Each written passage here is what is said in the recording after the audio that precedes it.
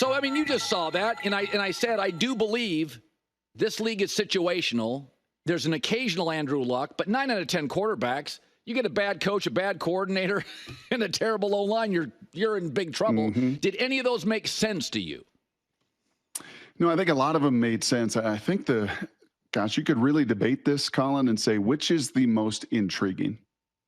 Which of all of those is like the single most intriguing prospect? And I think between now and the NFL draft, it's going to be JJ McCarthy. Yeah.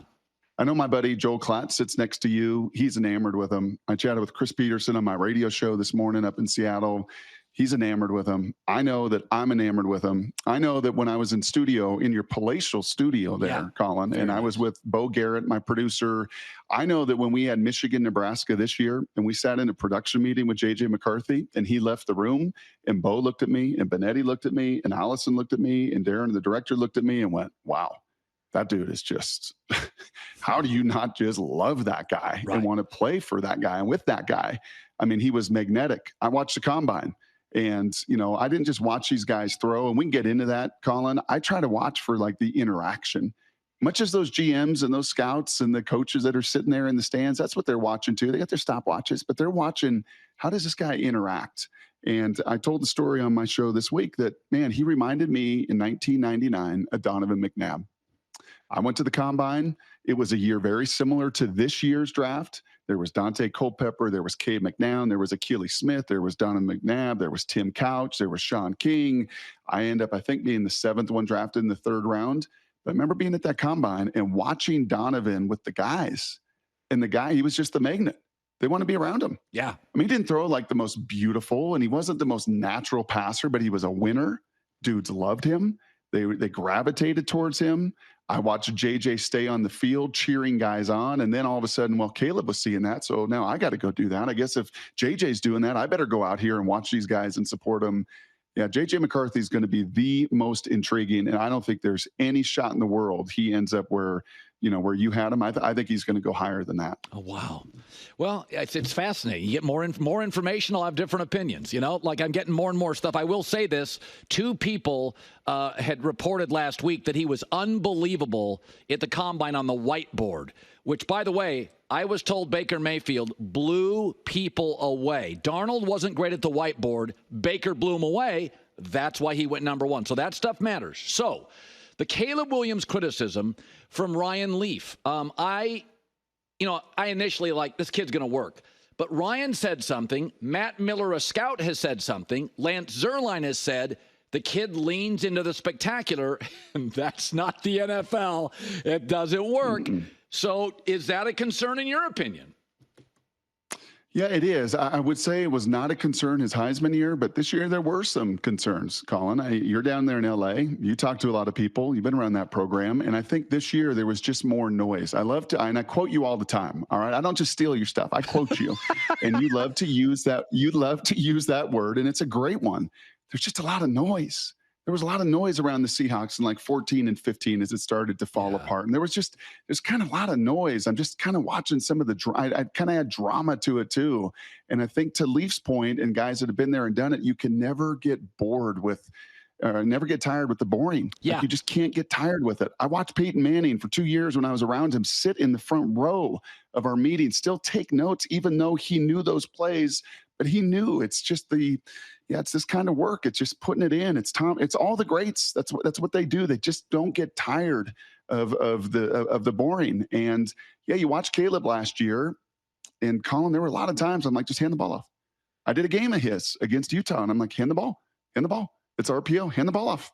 You're running for 5 yards a carry. They're daring you to do it, and yet you're pulling it and throwing bubbles and throwing screens and scrambling around and getting sacked and getting hit.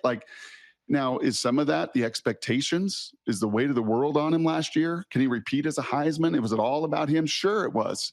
And the NFL will neuter some of that. It will humble him. There's no question about that. But playing on time, playing on rhythm, being okay with boredom, all of those things will be steps. He will be the first pick. He will go. His talent is incredible, but he's going to have to grow. There's no question in that way. All right. I want to go to Michael Penix. You're a proud Husky. I saw him play live. My takeaway is he's a bigger Tua. He's a pocket guy, a little stronger than Tua, better deep ball. Also had great receivers and a terrific coach and a good OC. So he had some things that worked for him. Their talent was overwhelmingly on the offensive side of the ball, but that's not his fault.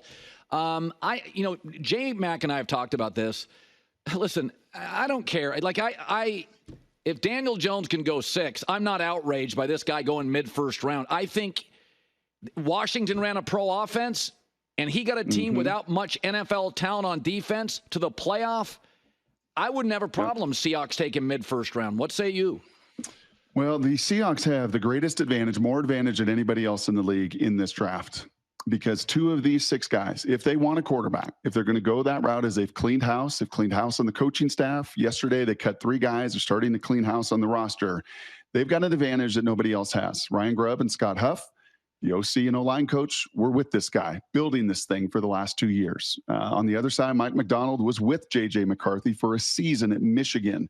That year, they finally beat Ohio State. So they have guys that don't have to, trust scouts or head coaches or GM's opinions. They were embedded with those guys. So they will know them better than anybody else. And I think those are the 2 that they would target, in my opinion, because of some of that background.